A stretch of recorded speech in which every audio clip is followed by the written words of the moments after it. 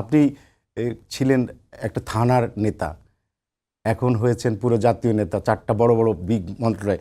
আপনার কাছে কেমন লাগছে বিষয়টা? এই যে বড় দায়িত্ব, এই যে রেসপন্সিবিলিটি, আপনার এক জায়গা আছে যে আপনার আসনের ভোটারদের এক ধরনের জবাবদিহিতার বিষয় আছে, এখন আপনি পুরো দেশের পুরো জনগণের কাছে জবাবদিহিতার জায়গায় গেছেন, আপনাকে সবসময় ওয়াচ করছে। এমন 4টা মানে মিনিস্ট্রি আপনার কাছে আছে, জনগণ প্রতি মুহূর্তে আপনার কোনো না কোনো মিনিস্ট্রির সাথে রিলেট করছে।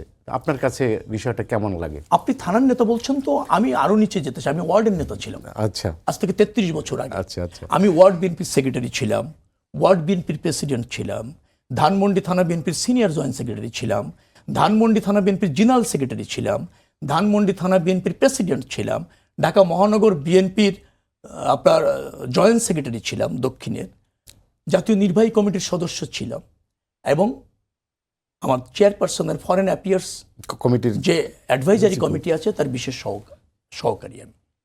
অর্থাৎ ওয়ার্ড থেকে শুরু করে মানে গ্রাসরুট থেকে আপনি একবার টপ লেভেলের মোটামুটি। এক্স্যাক্টলি, আমি ওয়ার্ড থেকে শুরু করে, ওয়ার্ডের নিচে আর কোনো কমিটি নাই, পদ নাই, ওয়ার্ড থেকে শুরু করে সেন্ট্রাল পর্যন্ত সব স্তরে আমি এই দলের হয়ে দায়িত্ব পালন করেছি 33 বছর।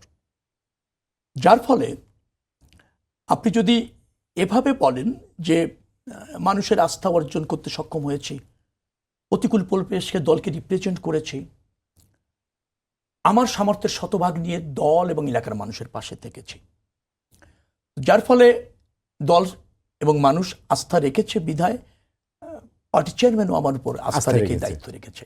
আমি শুধু এতটুকু বলতে চাই যে আস্থা দল এবং দেশের মানুষ আমাকে নির্বাচিত করে রেখেছে, কোনো অবস্থাতে আমি তার অমর্যাদা করব না।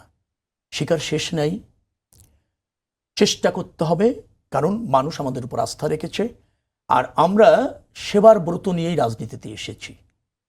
বিতর্কের ঊর্ধ্বে থাকা কঠিন, আমরা জাতি হিসেবে বিতর্কটা করতে খুব পছন্দ করি। কাউকে অ্যাপ্রিসিয়েট করতে জানি আর না জানি, কাউকে কিভাবে মেলাইন করতে হয়, হ্যাঁ সেটা আমাদের আছে। আর রাজনীতিবিদদের এটা মানতে হয়, রাজনীতিবিদদের সহনীয় হতে হয়। আমি এটা জানি এবং বুঝি, আমি প্রশংসা চাচ্ছি না, তবে আমি যদি কাজ করতে পারি, এই সুযোগটা সাংবাদিক হোক, গণমাধ্যম হোক, জনগণ হোক, অথবা ধরেন যারা সরকারকে ওয়াচে রাখবে, তাদের প্রতি আমার আহ্বান হচ্ছে যে আমরা দায়িত্ব নিয়েছি, আমাদের উপর আস্থা রাখুন, কাজ করার সুযোগ দিন, ডেফিনেটলি সুফল পাবেন।